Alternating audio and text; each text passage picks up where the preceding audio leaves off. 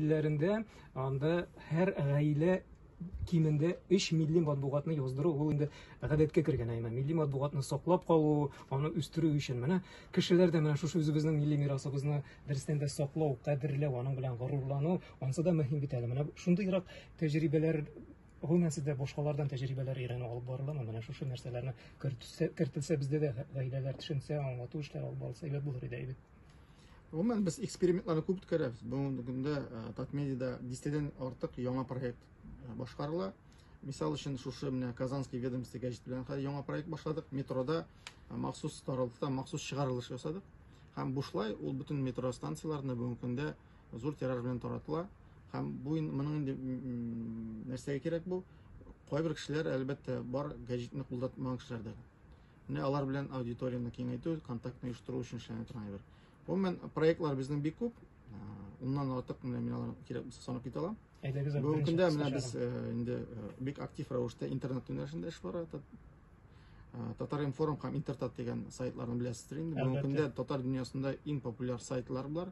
Алар бүгенге көндә Интертат мисал өчен Татарстанда түгел, Башкортстанда дагы милли матбугат чаралары арасында беренче урында тора укучылар саны буенча. Бу бик актив үсүче интернет проект. Интертат бүтән татар күпчелек татар инаны белән көнен укып танышмаса башлый алмыйлар. Бу сайтка керү Бу сайт буенча бу инде бер 4-5 еллык бу эш башланды. Актив рәвештә Татар-информ татар сайты бар, безнең Интертат зур гына эшләр алып барыла. Шулай ук мин сезгә сөйләп киттем Татмедиа Junior. Әлбәттә безнең төп бурычыбыз яшь буынга ничек итеп татар телен җиткергә, шигырьләребезне, җырларыбызны, мисал өчен Салаватиклар дигән безнең бар махсус проект, анда безнең үзебезнең балачактагы җырларны яңа сыйфатта тарату эшләре алып барыла. Күп төрле проектлар эшләнә һәм иң мөһиме әле безнең төп бурычыбыз яңа форматтагы журналистларны да әзерләү. Хәзер бит әле яза укый белгән журналист түгел, бу сөйли белгән, төшерә белгән дә, монтажлый белә торган журналистлар да тәрҗемә итә белә. Тәрҗемә итә белә. Яңа алымнар монда, әлбәттә. Өченче бик мөһим юнәлеш радио буенча. Безнең менә тарихта булган хәл, соңгы 10 елда Казанда радио ачылганы юк иде. Менә безнең быел узган елны 2 радио ачылды. Беренчесе әлбәттә безнең тәртип радиосын яңадан кайтардык без. Бу безнең милли мәдәни мирасыбызны саклаучы бик мөһим проект. Быел без эшләтеп җибәрдек китап радиосы. Бу тулысынча яңа юнәлеш радиода, әлбәттә, әдәбият белән музыканың бер симбиозы. Бу күпчелек кеше белән ул бүген бик популяр радиога әйләнде. Мисал өчен аның төп фишкасы инде ул интернет радио булуы дагы, аның телефон аркылы күчереп алырга була. Анда 10 меңнән артык кеше бүгенге көндә инде кулланучылар саны артты, телефоннан кулланучылар. Бу бүтән дөньяда тыңлаучылар, тыңлар татар радиоларын. Бу бик мөһим юнәлеш һәм монда зур эшләр алып барыла. Тәртип радиосы бүгенге көндә әле Чаллыда да чыга башлады. Аллаһ бирсә безнең планда әле Зәйдә дә чыгарырга. Чаллыда Күңел ТВ дигән яңа телеканал ачылды безнең. Бик актив кына музыкаль телеканал эшләп килә. Моннан тыш яңа юнәлеш безнең өчен китаплар. Казанлыклары журналы проекты күптән түгел китаплар чыгара башлады. 4 китабы чыкты бүген. Ай сайын безнең бурыч яңа форматта китап чыгару. Бу кисә китабы инде. Pocket book дип атала. Дөньядагы иң популяр китап. Бүгенге көндә менә без шу китапларны чыгарабыз 2000 дана белән бер серияны. 2-3 атна эчендә сатылып бетә. Бу бүгенге көндә иң популяр татар китабы. Бу әлбәттә сәбәбе нәрсәдә? Беренчедән, әлбәттә мин әйтеп киткәнчә, бу интернетта, социаль челтәрләрдә яңача тарату, рекламалау. Икенчесе авторлар бик җиңел язалар, популяр булырга тиешләр алар. Нәбирә Гыймәтдин там без башладык. Бу кеше бит инде кисә китабын метрода барганда, каядыр ял иткәндә укый, әлбәттә җиңеллек булырга тиеш. Текст язу буенча, сөйләм буенча, тема буенча, менә әлбәттә бу юнәлеш бик актив киреп китте. Һәм иң мөһиме ул интерактив китаплар. Кешән укып, үзенең комментарийларын калдыра ала, интернетта аның турында аралаша ала. Гомумән бу тулы бер дөнья бар китап тирәсендә. Чөнки китап ул теге сувенирга гына әйләнеп кала башлаган инде бер мизгелдә кеше сатып алды, китап киштәдән тора. Тузан җыеп. Юк, китапның аның бурычы кеше белән аудиторияның кулында, кешенең кулында булу. Менә шул юнәлештә эшләр бара. Бик зур эш башланды, әлбәттә, журналлар, гәҗитләр белән тарату эше. Бу махсус зур эш.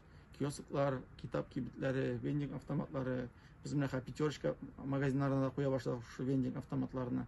Аэропортта, ЖД, тимер юл вокзалларында куйдык. Гомумән бу эш белән шөгыльләнергә кирәк, чөнки Без берникадәр вакыт эчендә кызганычка каршы аудитория белән контактны югалткан идек. Хәзер киресенчә безнең бурычыбыз журнал китапларны халыкка чыгару, халыкка якынайту. Һәм төп юнәлешләрнең әлбәттә татмедиа нәрсә ул, нәрсә өчен эшли ул дигән сүз булса инде, әлбәттә инде без татар вазгыятен барга китерү, татар дөньясын. Татар дөньясын ул бит уку гына тормый. Ул мән күп кырлы. Менә безнең татмедианың юнәлеше, төп юнәлешләренең берсе ул татар вазгыятен үстерү. Татар вазгыятен булдыру. Һәм без инде төрлечә үзебез булдырган кадәр яңалыклар кертергә тырышабыз. Әйтегез, Тукай турында. Тукай инде әлбәттә новатор булган, ул үз искелек белән көрәшкән, яңалык кертергә тырышкан, безнең дә бурычыбыз шул. Ләкин без әлбәттә Тукай кебек милли мәдәни мирасыбызга таянып, яңа заманча элементлар белән, яңа заманча ысуллар белән эшләп, шушы милли вазгыятны арттыру. Менә бу заманча сез әйткәнчә автоматлар, метроларда сатылу, аэропортларда, башка җирләрдә. Бу табыш китерәме? Әле бит акча килмәсә, новаторлыкны башкару авыррак. Табыш китерә, Аллага шөкер.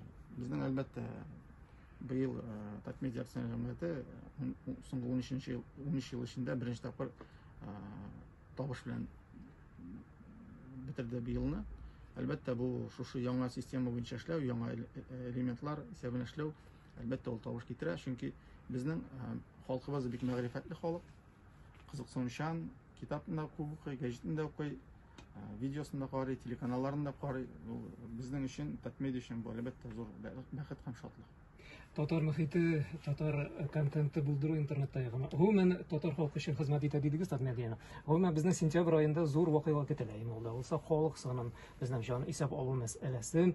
Менә шушы безнең инде халкыбызның Россиядә милләтебезнең икенче урын биләгәнен без беләбез, һәм сез әйткәнчә милли мирасы инде тирән булуын, тамырларыбызның, нигезебезнең нык булуын беләбез. Менә шушы нигезләрне, тамырларны тагын да ныгытуда, менә җан исәп алуның әһәмиятен сез нидән күрәсез? Гомумән бу уңайдан безнең тыңлаучыларыбызга, каләм әһелләренә нинди киңәш бирер идегез, нинди сүзләр әйтер идегез?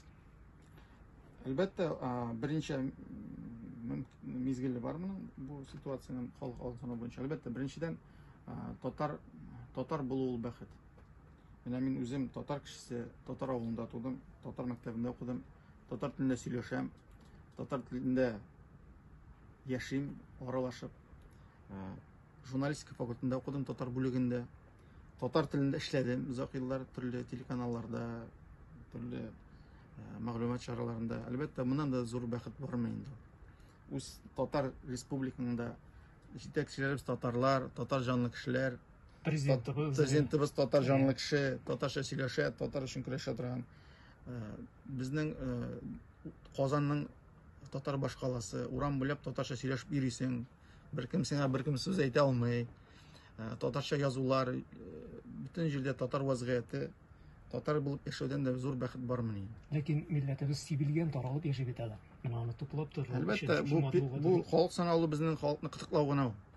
Кытыклау. Ул берникадәр аны уяндырып җибәрү генә. Теге кылларын тартып. Кылларын тартып, чөнки концертлар саны артты, кеше уйлана башлады татарлыгы турында. Кемдер хәтта килеп, көчләп, башка милләт вәкиле итеп яздырмакчы булса да, ул аның татар булуыннан тукталмый. Әлбәттә, без бай, бийек халык, мәгърифәтле. Әле Россиядә андый халыклар бармы? 1000 еллык әсәрләре булган, 1000 еллык шәһәрләре булган, 1000 еллык милли мәдәни мирасы булган, халык иҗаты булган. Ул андый халыклар да күп түгел дөньяда. Безнең кебек шуңа дәрәҗәле булган. Әлбәттә, татар булу ул горурлык. Кайда гына син яшәсәң дә, менә мин күп татарлар белән шуратука, Красноярскидан, Уфадан, алар татар булулар белән горурланалар. Һәм иң мөһиме, Казанның шушындый хәлдә булуы белән горурланалар. Татарстанның шушындый хәлдә булуы белән горурланалар. Менә соңгы очрашуда Корстанда Башкортстан татарлар әйттеләр. Бездән сорасалар, кемсез дип. Без татар дип әйтәбез. Әни татар дип әйтәләр, без әйтәбез. Менә барып карагыз Казанга. Горурлык түгелмени ул? Менә шундый бийек халык, шулай бийек итеп эшләүендә. Сез урамга чыгып карагыз. Чисталык, пөхтәлек, татарлык, төзеклелек. Бу безнең халкыбызның күрсәткече. Шуңа күрә кем була ала безнең татар булудан тыш. Һәм без горурланырга тиешбез татар булуыбыз белән.